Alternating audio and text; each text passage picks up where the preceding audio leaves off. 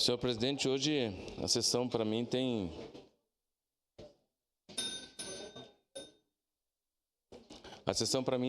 alguns motivos bem emotivos, literalmente.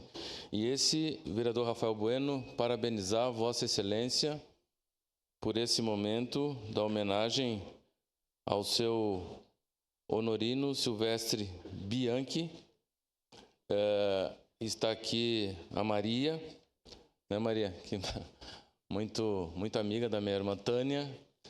E o seu irmão Zeca era irmão do meu irmão mais velho, Euclides. E o seu Bianchi, como era conhecido na região de Lourdes, do bairro Cruzeiro, literalmente era um leiteiro, né? Levava para nós com a carroça e andava por lá. E uma pessoa que não gostava muito de falar, né, Maria? O seu Bianchi entregava o leite em 5 minutos e ficava mais 1 hora conversando com a gente. E eu lembro ali na rua João Costa Milã, onde eu nasci, para todos que estão nos ouvindo, os vereadores, é onde tem a subestação da Sé em Lourdes. Quando tu desce a Plaza de Castro, ali, esse vereador que fala nasceu, e tinha umas casas da Sé, era o depósito da Sé.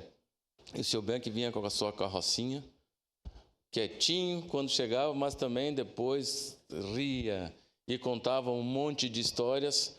E eles moravam, e a família deve de ter ainda alguma terra ali, onde nós chamamos depois da bacia, atrás do imigrante.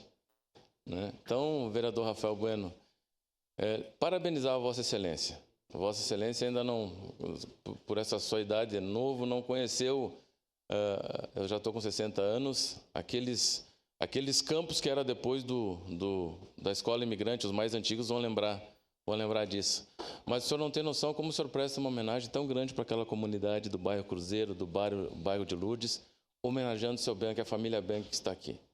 Então, eu quero agradecer a Vossa Excelência por esse momento, porque às vezes nós imaginamos e dimensionamos que o senhor está homenageando a família, mas não. O senhor está homenageando, por exemplo, a minha família.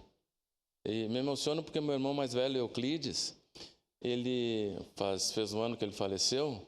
O Euclides ia lá na casa do seu Bianchi andar a cavalo, né? E se sumia. Depois, quando voltava, na nossa época, existia uma coisa chamada corretivo, né? Porque e aí, mas o meu pai só olhava, né? E a minha mãe daí nos admoestava. Então, parabenizar aqui a Maria, a Adriana, que é a nora. Olha, fiquei muito feliz em ver vocês aqui hoje.